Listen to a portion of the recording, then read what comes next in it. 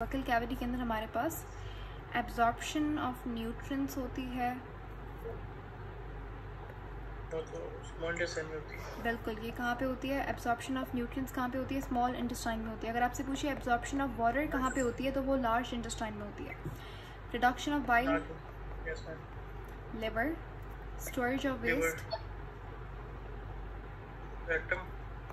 Good, secretion of gastric juice,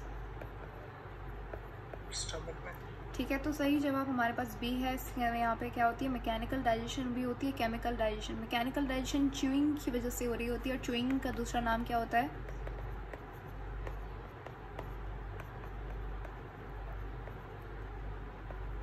mastication.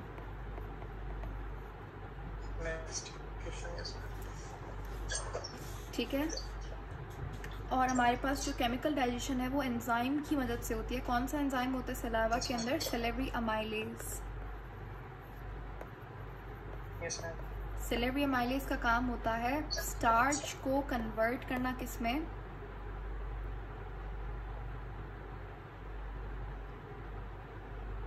Starch को convert करना maltose में। ठीक है। कितना परसेंट? सिर्फ और सिर्फ 3 to 4% स्टार्च डाइजेस्ट हो पाता है माउथ में। ठीक है। क्वेश्चन नंबर 2 है हमारे पास। अच्छा, मैं यहाँ पे क्वेश्चंस थोड़ा सा जल्दी पढ़ूंगी बिकॉज आई फील लाइक ये इतने मुश्किल सवाल नहीं है। But if you have any question, ठीक है, तो आप मुझे you can stop in between और आप पूछ सकते हैं। It's okay. क्वेश्चन नंबर 2 है विच of the following structures is not part of buccal cavity. ठीक है। तो बिल्कुल एसोफेगस बकल कैविटी का पार्ट नहीं होता। पैलेट मैंने बताया था, हमारे पास जो रूफ ऑफ माउथ होता है उसे पैलेट कहते हैं। उसके बाद हमारे पास जो आगे वाला पार्ट है दैट्स हार्ड पैलेट। पीछे की तरफ हमारे पास सॉफ्ट पैलेट होता है। सॉफ्ट पैलेट में हमारे पास एक हमने पढ़ा था स्ट्रक्चर यूव्यूला। और यूव्यूला क्या कर रहा था? बेल लाइक स्ट्रक्चर जो है। Exactly, that's a good word. It's a bell like structure, it's a hung structure जिसका काम होता है खाना नेजल कैविटी में ना जा पाए। Yes ma'am.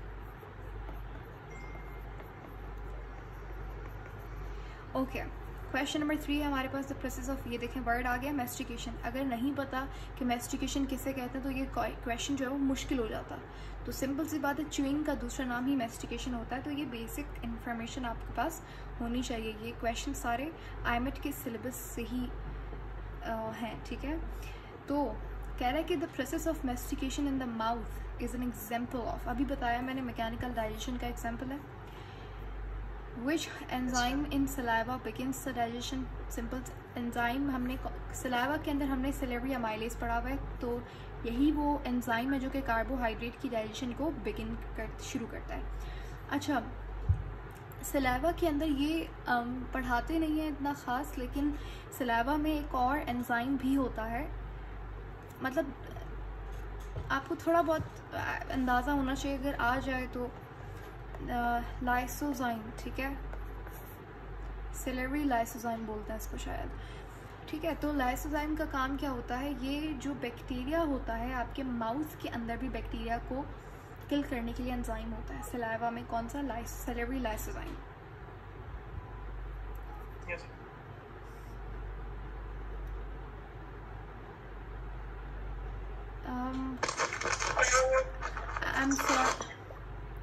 I am sorry, लेकिन यहाँ पे मेरे ख्याल से आई थिंक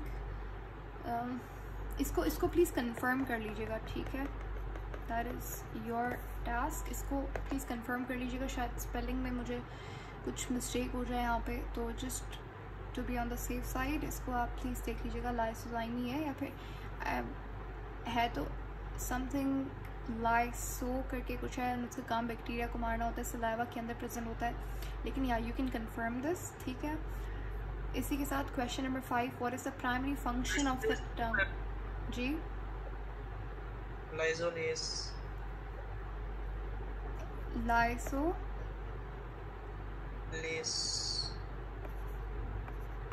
ZOLASE ऐसे। Yes ma'am. So this is the one which is present in saliva. Are you sure? No ma'am, मैं तो सिर्फ इसलिए ये क्योंकि हम एंजाइम के एंड में हमेशा लेस आता है ना। ओह या तो या आई गॉट इट। तो इसको okay, so this is what you are saying as a guess. चलें इसको देख लीजिएगा, what is the one here, ठीक है। क्वेश्चन नंबर 5 है हमारे पास, what is the primary function of the tongue in the, अच्छा प्राइमरी फंक्शन पूछा है टंग का इन द बकल कैविटी। तो डाइजेस्टिव एंजाइम सीक्रेट करता है, नहीं। Absorption of nutrients, no. Production of mucus, breaking down of proteins, नहीं। तो डेफिनेटली इसका काम होता है फूड को सलावा में मिक्स करना, और ये हमें स्वेलोइंग में, हमें च्यूइंग में मदद करता है टंग जो है। और इससे भी ज़्यादा इंपॉर्टेंट काम मुझे लगता है प्राइमरी फंक्शन जो है ना, इनको ये लिखना चाहिए था टंग का कि टेस्ट में हमें हेल्प करता है टंग, ठीक है। टंग नहीं होगी तो आप, अगर टेस्ट बर्ड्स नहीं होंगे, टेस्ट रिसेप्टर्स जिनको गस्ट्रेटरी, टेस्ट रिसेप्टर को क्या बोलता है,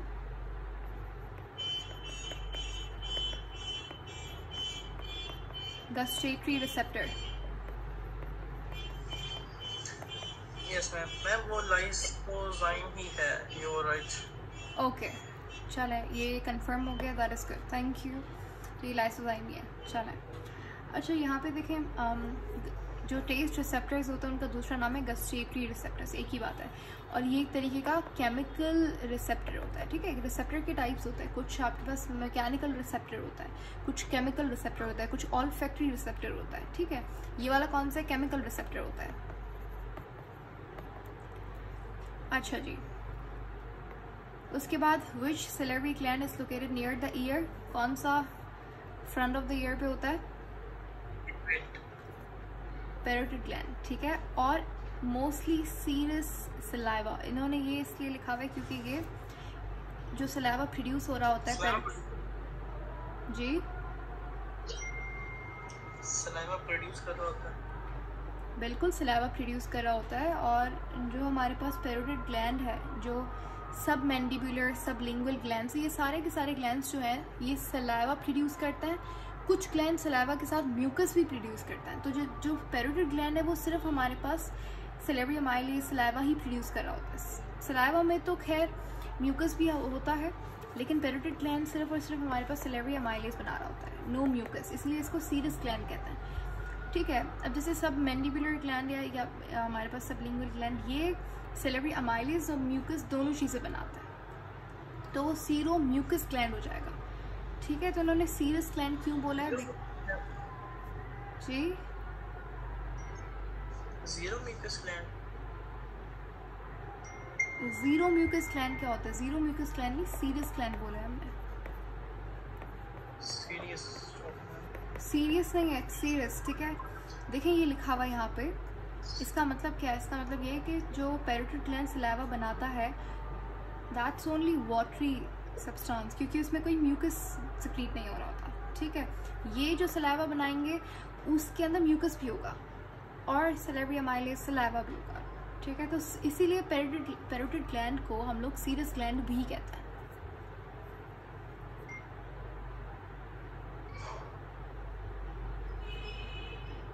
सिंपल लफ्ज़ों में समझ लीजिए, पैरोटिड ग्लैंड हमारे पास म्यूकस नहीं बना, मैंने बताया था सलाइवा में म्यूकस भी होता है, yes. लेकिन जो पैरोटिड ग्लैंड सलाइवा बनाता है उसमें म्यूकस नहीं होता है, इसलिए इसको सीरस ग्लैंड बोलते हैं। जो म्यूकस ऐड करेगा सलाइवा की प्रोडक्शन में उसको हम लोग सीरो म्यूकल ग्लैंड या म्यूकस ग्लैंड बोलेंगे, ठीक है। yes, क्वेश्चन नंबर 7 है हमारे पास है, enzyme salivary amylase also known as, ये बताया था सिलेबरी अमाइलेज का दूसरा नाम होता है टायलिन, ठीक है।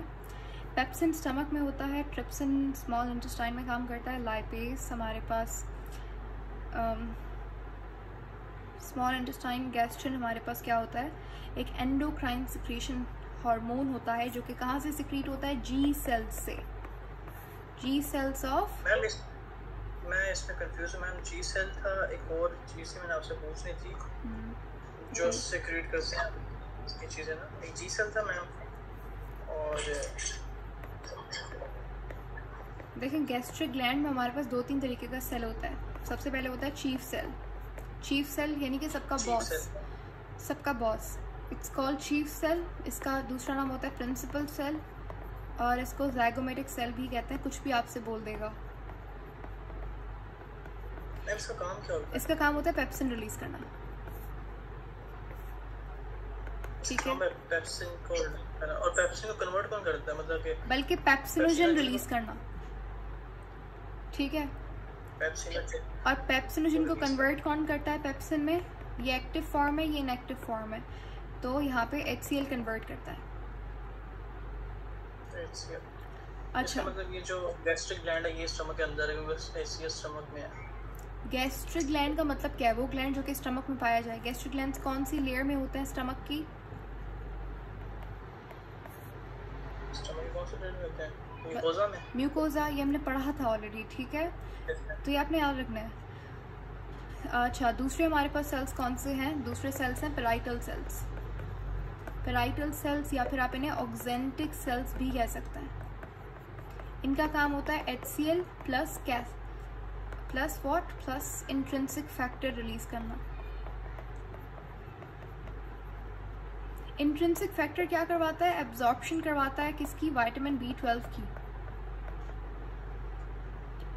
HCl क्या करता है? HCl पेप्सिनोजन को कन्वर्ट करता है पेप्सिन में। HCl बैक्टीरिया को मारता है, ठीक है। और तीसरा हमारे पास होता है G सेल्स। G सेल्स का एंडोक्राइन फंक्शन होता है, ये गैस्ट्रिन रिलीज करता है। गैस्ट्रिन हमारे पास क्या करता है? स्टिमुलेट करता है गैस्ट्रिक्स जूस को। जैसे हमने खाना देखा, आपके G सेल्स एक्टिवेट हो गए, उन्होंने गैस्ट्रिन रिलीज किया, गैस्ट्रिन ने स्टिमुलेट किया गैस्ट्रिक जूस को। आपका स्टमक जो वो प्रिपेयर कर रहा है कि भाई खाना आएगा तो उसे डाइजेस्ट करेंगे इसे, तो इसलिए पहले से जैसे आपने खाना देखा, ऐसा होता है ना। अब ये कुछ चीज़ें होती हैं जो कि ऑटोमेटिकली सबकॉन्शियसली हो रही होती है। फॉर एग्जाम्पल कि आप खाना कोई अगर बहुत ही फूडी होता है, वो खाना देखता है, उसके मुंह में पानी आ जाता है, तो वो क्यों? बिकॉज स्मेल करते हैं कुछ भी, ठीक है, मे बी उन्हें वो चीज़ पसंद होती है व्हाटसोएवर रीज़न के लिए। अब क्या होता है कि उन्होंने अपने ब्रेन को सिग्नल दे दिया कि अच्छा ये चीज़ मैंने खानी है, तो अब उनकी बॉडी ने अपने आप को प्रिपेयर करना शुरू कर दिया उस खाने को डाइजेस्ट करने के लिए, क्योंकि आपने ऑलरेडी अपने आप को बोल दिया कि वो तो मैं खाऊंगा, ठीक है। तो अब माउथ से आपका सलाइवा निकलना प्रोड्यूस होना शुरू हो गया, इसीलिए उसे हम कहते हैं it's like my mouth is watering. उसका मतलब क्या? मुंह से पानी आ रहा है, सलाइवा ही प्रोड्यूस हो रहा है। अब इसी तरीके से गैस्ट्रिन भी रिलीज हो जाता है, ठीक है। क्वेश्चन नंबर 8 है, व्हाट इज अप्रॉक्सीमेट पीएच? क्या होती है? सलाइवा की पीएच पूछी है इन्होंने, आपने 1 to 3 लगाया है। 1 to 3 तो बहुत ही एसिडिक पीएच होती है भाई। सलाइवा की पीएच तकरीबन बेसिक होती है। कितनी थी सलाइवा की पीएच? हमने पढ़ा था 8 to 9। 8 to 9, ठीक है, गुड। ये कितनी होगी? 1 to 3 किसकी होगी? स्टमक की होगी ये तो। yes, क्वेश्चन नंबर 9 है हमारे पास, which type of teeth is primarily responsible for grinding food? कौन से टीथ हमारे पास फूड को ग्राइंड करने के लिए, उसे च्यू करने के लिए काम आता है? देखिए, इंसाइजर्स बाइट करने के लिए होते हैं, कैनाइन्स टीयर करने के लिए होता है। ये जो प्रीमोलर्स मोलर होता है, इनका काम क्या होता है? ग्राइंड करना खाने को, ठीक है। और इन दोनों में कंपैरिजन में भी मोलर हमारे पास are primarily responsible for grinding food, ठीक है। अच्छा, विजडम टूथ किसे कहते हैं? जो हम कहते हैं ना अकल वाली दाढ़, उसे विजडम टूथ कहते हैं, ठीक है। ये जो हमारे पास लास्ट वाला जो मोलर होता है ना, ये विजडम टूथ होता है।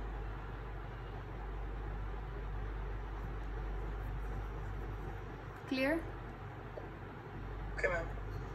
अच्छा, 10 है हमारे पास, आउटर लेयर ऑफ टूथ। ये हमने पढ़ा था, आउटर लेयर ऑफ टूथ क्या होती है? Which protects it from damage is called as enamel, ठीक है। अच्छा, हमारे पास टूथ के अंदर एक कैविटी होती है, इस कैविटी को हम क्या बोलते हैं? पल्प। जैसे हाँ, जैसे ये बोन है, ठीक है, बोन के अंदर ये हमारे पास ये वाला जो पार्ट है,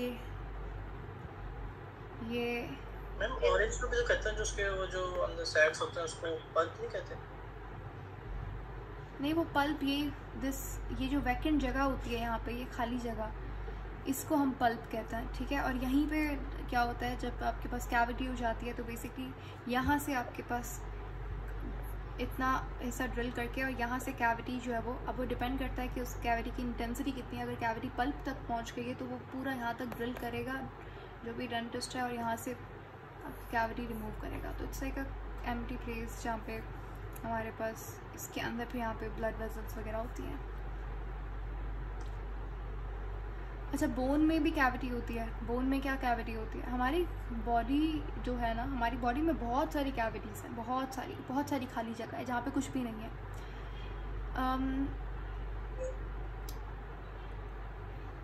मैंने कहीं पढ़ा था कि अगर आप ह्यूमन बॉडी में से सारी की सारी स्पेस हटा दें, सारी की सारी जितनी भी खाली जगह है अगर वो आप हटा दें ह्यूमन बॉडी में से, और सारे सेल्स को, जितना भी मास है ना, अब एक सेल के अंदर भी तो स्पेस कितना सारा स्पेस होता है।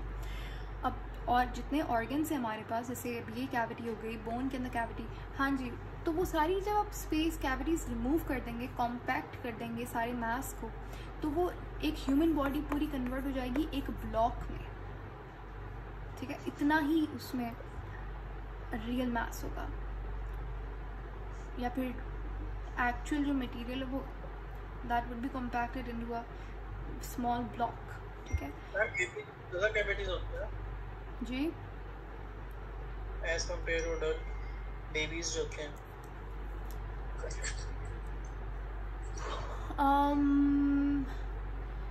बच्चों, इन्फेंट्स के अंदर ज़्यादा कैविटी होती है। I am not sure about that. हाँ, उनके अंदर बोन्स ज़्यादा होती है, उनके अंदर 300 बोन्स होती है, हमारे पास 206 बोन्स होती हैं।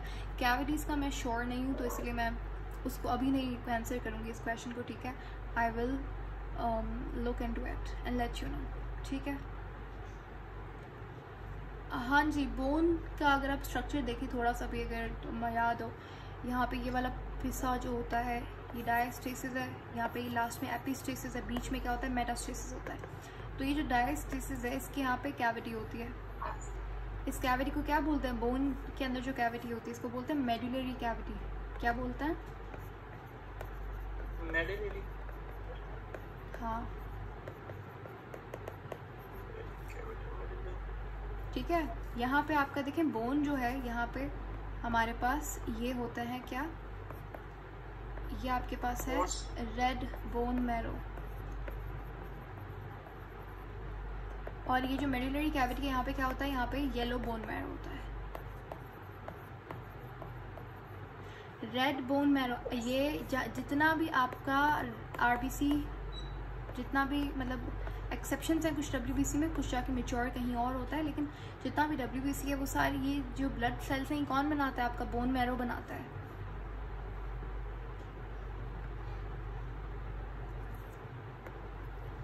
Clear? Yes ma'am. Okay, question number 11 है, what is the role of mucus in saliva. Saliva के अंदर म्यूकस का काम क्या होता है? इसका काम होता है फूड को ल्यूब्रिकेट करना, ताकि स्वेलो करने में आसानी हो, खाने को चबाने में भी आसानी हो, और ये माउथ की लाइनिंग को भी डेफिनेटली प्रोटेक्ट करता है म्यूकस। ठीक है, तो बी बिल्कुल सही जवाब है। बाकी ऑप्शंस आप देख भी सकते हो, और कोई रिलेटेड जवाब नहीं है यहाँ पे, ठीक है, जो कन्फ्यूजन क्रिएट करे। तो आई वॉन्ट रीड दैम। 12 वाला देखिए, which of the following is a function of the uvula. आ गया रिव्यूला का क्वेश्चन। इसका काम क्या होता है? ये नेजल कैविटी में खाने को जाने से रोकता है। तो ये बिल्कुल सही किया आपने। 13 है, the final product of carbohydrate in digestion. हाँ जी, बिल्कुल सही है। माउथ के अंदर क्या होता है कि आपके पास थोड़ी सी स्टार्च, कितनी स्टार्च, 3 to 4% स्टार्च कन्वर्ट होती है किसमें? माल्टोस में। और फिर आगे जाके माल्टोस किसमें टूटेगा?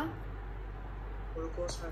वेरी गुड, तो ये हो जाएगा माल्टोस। ठीक है, which structure in the mouth helps in the formation of bolus. Bolus बनाने में हमारे पास कौन सा स्ट्रक्चर काम कर? अब देखिए, tongue, salivary gland, salivary glands no, palate नहीं, यूव्यूला भी नहीं। टंग का काम सिर्फ और सिर्फ हेल्प करना होता है च्यूइंग में, लेकिन टीथ हमारे पास। बोलस का मतलब क्या होता है? Partially digested food in mouth that would be leaving mouth, it is bolus. और डाइजेशन करवाने में हमारे पास टीथ हेल्प कर रहा होता है, मैकेनिकल डाइजेशन। तो टीथ सही जवाब है। बिफोर गोइंग टू एसोफेगस, या यू कैन से दैट। देखिए, व्हेन फूड लीव्स माउथ तो उसे आप फिर बोलस कहते हैं। जब आप उसे स्वेलो कर रहे होते हैं तो वो बोलस होता है। इसी तरीके से stomach, when food leaves stomach so the partially digested food is called as chyme, और स्मॉल इंटेस्टाइन वाला को क्या बोलेंगे हम? काइल। 15 what happens to, अच्छा यहाँ से नहीं किया है, चलें। What happens to celery amylase when food reaches the stomach? celery amylase के साथ क्या होता है जब खाना स्टमक तक पहुंच जाता है? देखिए, it continues to digest carbohydrates, it is inactivated by the acidic. देखिए, सेलेरी अमाइलेज जो है उसका एक पर्टिकुलर पीएच है।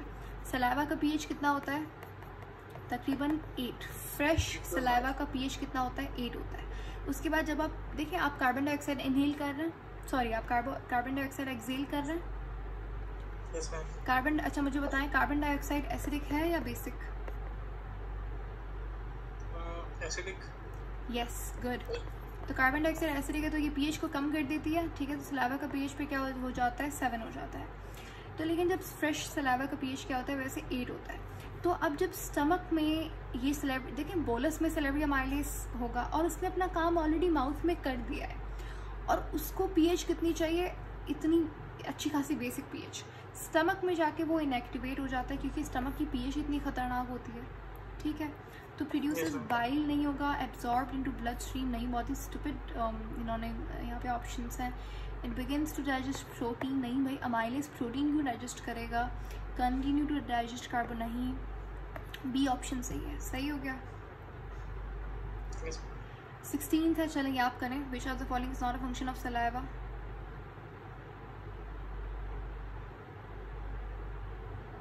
Killing bacteria. अभी अभी मैंने बताया था, अभी अभी लाइसोजाइम के बारे में, वो क्या था? yes. begin the carbohydrate digestion. Exactly, digesting sorry आपने ये बोला है। yes, तो ये कैसे होगा? मतलब सेलेरी अमाइलेज पे क्या कर रहा है? वो ऐसे ही बैठा हुआ है।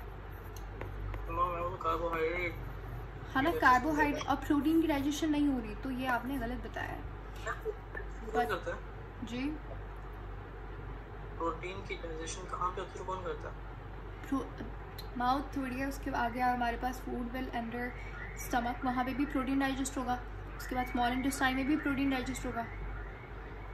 तो आप टेंशन ना लें, प्रोटीन डाइजेस्ट होगा। यस, इसमें सलाइवरी अमाइलेज कार्बोहाइड्रेट को डाइजेस्ट कर रहा है, तो प्रोटीन को कौन करेगा? माउथ में प्रोटीन की डाइजेशन नहीं होती, प्रोटीन आगे डाइजेस्ट होगा, स्टमक में होगा, स्मॉल इंटेस्टाइन में होगा। स्टमक में कौन करता है? पेप्सिन। स्मॉल इंटेस्टाइन में कौन करेगा? ट्रिप्सिन। माउथ में नहीं होता, इसीलिए तो हमने यहाँ पे नॉट अ फंक्शन लिखा है। तो ये नॉट वाले में इसमें इसको एलिमिनेट कर दिया हमने। क्वेश्चन में उसने ये नहीं पूछा फंक्शन क्या है, उसने पूछा है नॉट। उसने बेचारे ने हाईलाइट करके कैपिटल लेटर्स में लिखा है not. So be very careful, read the question, उसके बाद आपने आंसर करना। अच्छा, नेक्स्ट क्वेश्चन है the process of swallowing is initiated in the buccal cavity and involve। हाँ जी, तो ये बताएं क्या होगा इसका? जब आप स्वेलो करते हैं, निगलते हैं किसी चीज़ को, तो क्या होता है?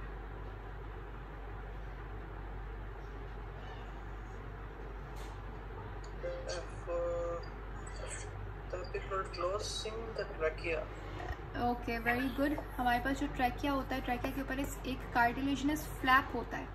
जैसे ही हमारे पास देखिए एंटीरियर साइड पे आपका ट्रैकिया होता है, पोस्टीरियर साइड पे एसोफेगस होता है। ट्रैकिया के ऊपर इस तरीके से कार्टिलेजिनस रिंग्स बनी हुई होती है। इसके बारे में एक क्वेश्चन बताती हूँ, इंपॉर्टेंट है, आपको याद रखना पड़ेगा। हाँ जी, तो ये ट्रैकिया, ये एसोफेगस है। तो अब खाना जो है वो नेजल कैविटी में ना जा पाए तो यूव्यूला, सॉफ्ट पैलेट का काम होता है।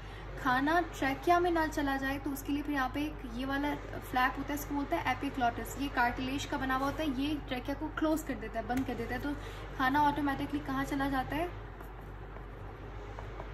एसोफेगस में। अच्छा, ग्लोटिस कहाँ पे होता है? Good, very good question. Glottis जो है, जैसे हमारे पास ट्रैकिया के ऊपर ये स्ट्रक्चर होता है, ठीक है, इसको हम एपिग्लोटस बोलते हैं। तो हमारी जो एसोफेगस है उसके ऊपर भी इस तरीके का एक कार्टिलेजिनस रिंग होती है, इसको हम ग्लॉटिस कहते हैं। ये कहाँ पे होती है? ये एसोफेगस पे होती है। तो अब खाना जब आप स्वेलो कर रहे होते हैं तो ग्लॉटिस खुलता है, एपिग्लोटस बंद होता है। चलें, यहाँ पे कंफ्यूजन हो गई है, आई एम सॉरी, इसको मैं दोबारा से करेक्ट कर दूँ। जो ओपनिंग होती है ना ट्रैकिया की, वो उसे ग्लॉटिस बोलते हैं, ठीक है। एपी का मतलब ऊपर, ठीक है। तो ग्लॉटिस क्या है? Opening of trachea.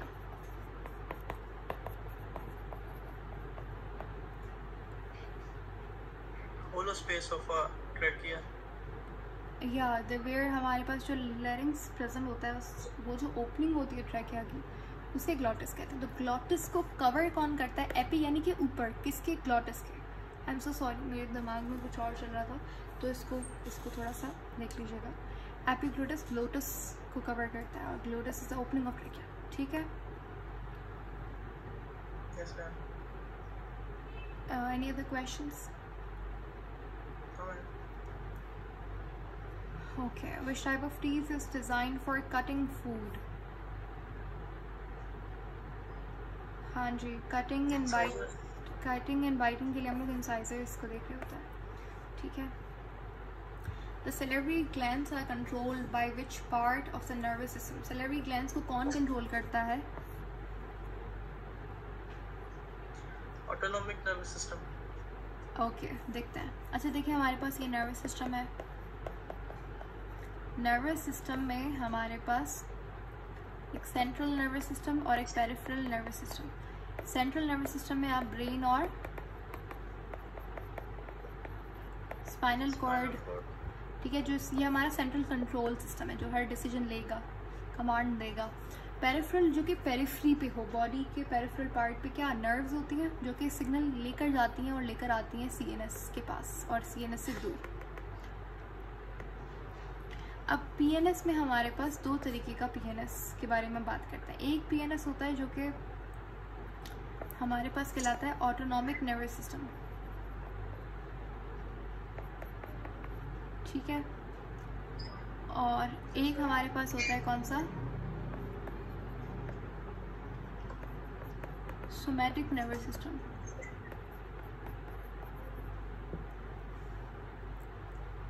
ठीक है।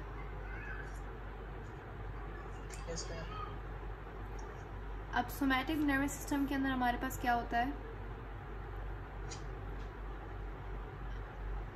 सोमैटिक्स उसमें गैमेट्स, सेल्स, स्पर्म की प्रोडक्शंस को कंट्रोल करता है। देखिए सिंपल से लफ्ज़ों में, आई डोंट नो आपने ये क्या सोच के बोला, लेकिन सोमैटिक नर्वस सिस्टम हमारे पास फिर डिवाइड होता है पैरासिम्पैथेटिक नर्वस सिस्टम में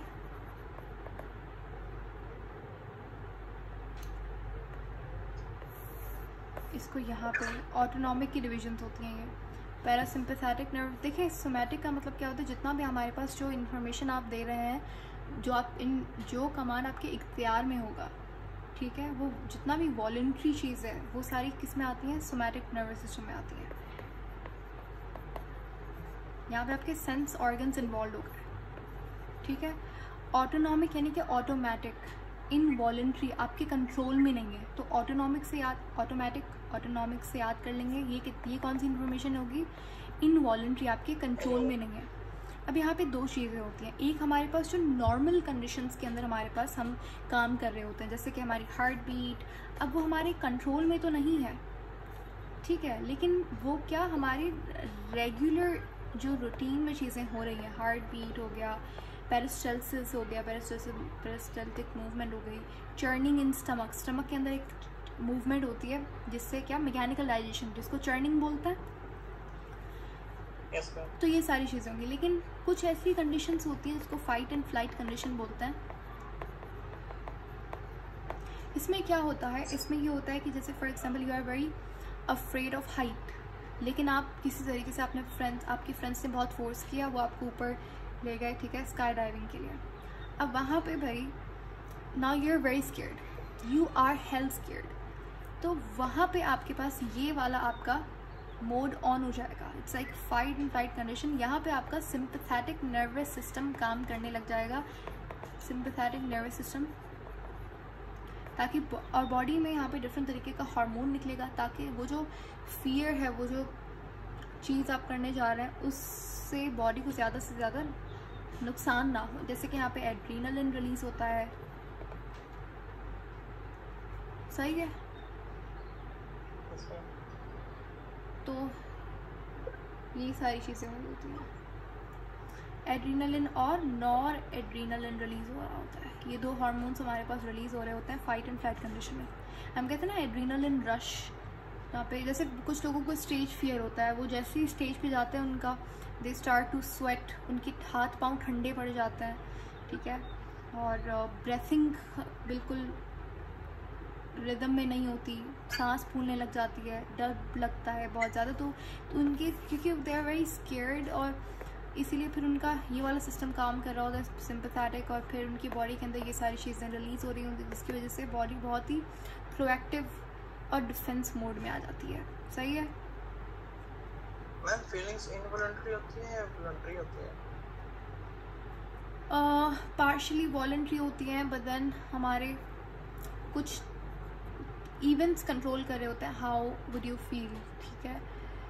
तो डेफिनेटली कभी कभी, बट देन अगेन हम कहते हैं ना हैप्पीनेस इज़ अ चॉइस, तो दे आर वॉलंटरी, लेकिन फिर हम लोग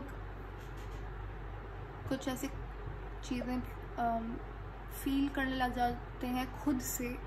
समबडी फील सैड, और कभी कभी अब वो ये जो चीज़ें हैं, मतलब इमोशंस हो गए, फीलिंग्स हो गई, ये सारी की सारी चीज़ें आपके पास आपका आपके हार्मोन्स, यानी कि आपका जो केमिकल कोऑर्डिनेशन में आप ये सारी चीज़ें पढ़ेंगे। ये क्या है, ये नर्वस सिस्टम है, वो वहाँ पे हम लोग ये नर्वस कोऑर्डिनेशन वाली चीज़ है। वहाँ पे हम जब केमिकल कोऑर्डिनेशन पढ़ते हैं, ये जो इमोशंस हैं, फीलिंग्स हैं, ये कुछ हद तक आपके, कुछ हद तक नहीं, बहुत एक्सटेंड तक आपके हार्मोन्स कंट्रोल कर रहे होते हैं, ठीक है।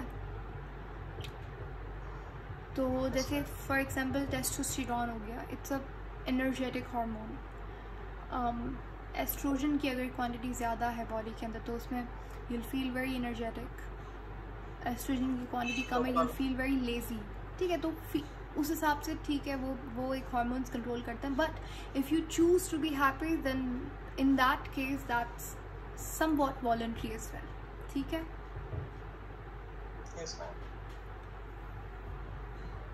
नेक्स्ट क्वेश्चन है, तो हाँ, सैलिवरी ग्लैंड्स हमारे पास ये कौन सा सिस्टम होगा?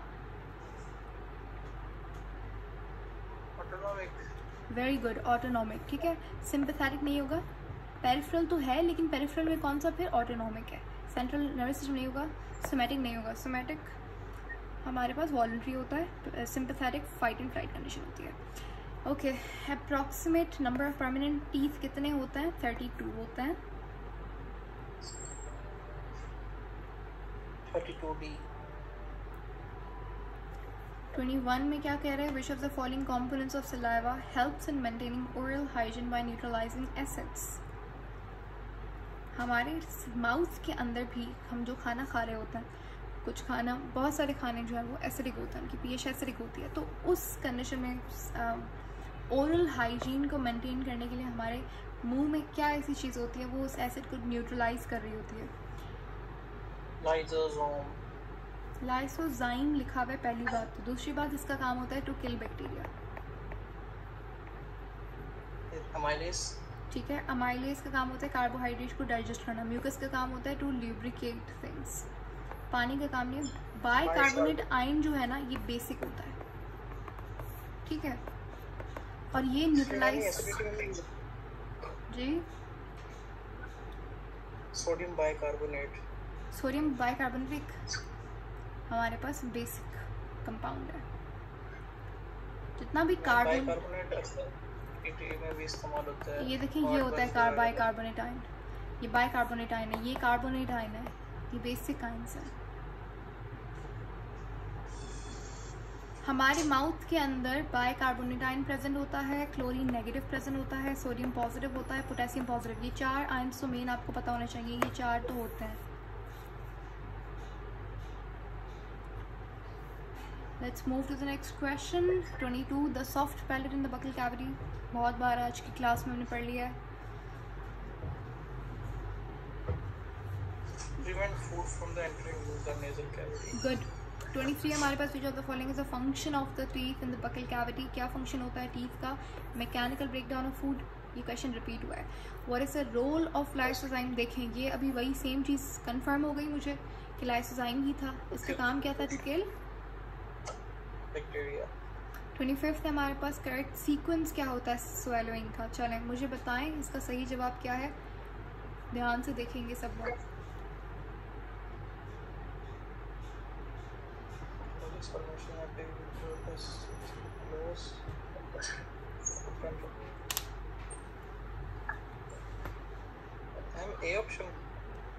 चलें देखते हैं। बोलस फॉर्म होता है, फिर एपिग्लोटिस क्लोज होता है, फिर फूड एंटर करता है एसोफेगस में। बिल्कुल सही बात है।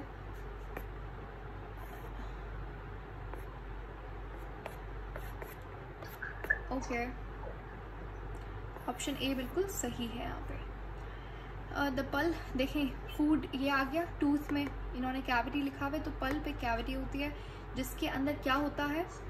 नर्व्स और ब्लड वेजल्स होती हैं। सही है। हमारी बॉडी का सबसे स्ट्रॉन्गेस्ट पार्ट कौन सा होता है? ब्रेन। क्या हो गया? Brain is a muscular organ. Strongest होता है ब्रेन। नो है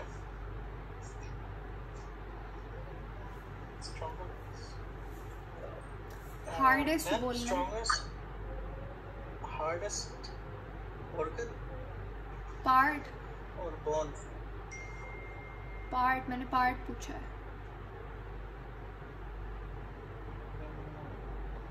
टीथ। एग्जैक्टली। टूथ जो है हमारे पास यहाँ पे प्लूरल में टीथ हो जाएगा, वो सबसे हार्डेस्ट पार्ट होता है हमारे बॉडी का। और टीथ में भी अगर मैं आपसे पूछूं कौन सा है, टीथ के अंदर भी तो पार्ट्स हैं टीथ के, उसमें कौन सा पार्ट सबसे स्ट्रॉन्गेस्ट होता है? तो वो वेरी गुड, इनेमल होता है। ठीक है। 27 था which salivary gland produces the most saliva? सबसे ज़्यादा सलाइवा कौन प्रोड्यूस कर रहा होता है?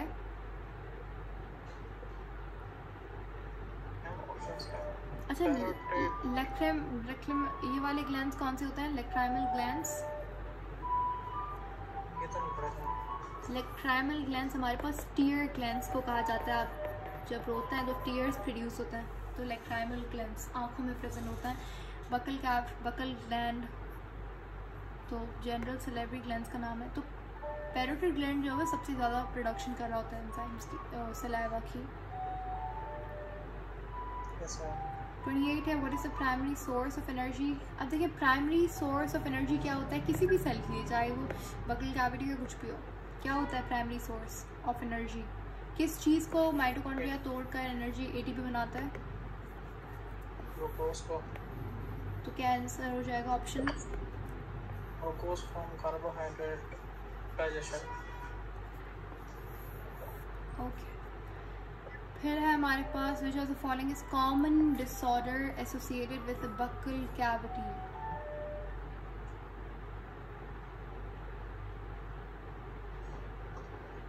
Gentle caries. अब देखिए यहाँ पे हमारे पास ऑप्शन ए तो एलिमिनेट हो जाएगा। ठीक है, हमें पता है ये अपेंडिक्स से रिलेटेड है। पेनक्रियास की इन्फ्लेमेशन, देखिए जहाँ पे भी वर्ड लास्ट में IS आता है वो इन्फ्लेमेशन से रिलेटेड होता है। हेपेटाइटिस हम कहते हैं ना, हेपेटाइटिस। हेपेटाइटिस क्या है? लिवर की इन्फ्लेमेशन हेपेटाइटिस है। पोलियोमेलाइटिस, ठीक है, वहाँ पे भी टेस्ट आ गया। तो वहाँ पे क्या हो रहा है? स्पाइनल कॉर्ड के अंदर हमारे पास कुछ नर्व्स होती हैं, उसकी इन्फ्लेमेशन। पेनक्रियाटाइटिस, तो ये हमारे पास पेनक्रियास की इन्फ्लेमेशन हो गई। ठीक है। गॉल स्टोन नहीं होगा, ये गॉल ब्लैडर से रिलेटेड है। गॉल स्टोन को रिमूव करने के लिए कौन सी सर्जरी की जाती है? कोलिसिस्टेक्टोमी। यस।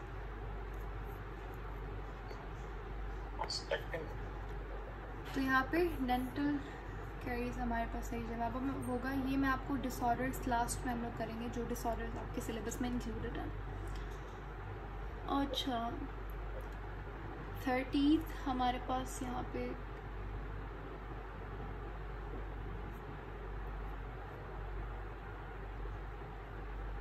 क्वेश्चन है the process of digestion in the mouth is primarily what? Mechanical. दूसरे ऑप्शन भी तो पढ़े। Both mechanically and chemically.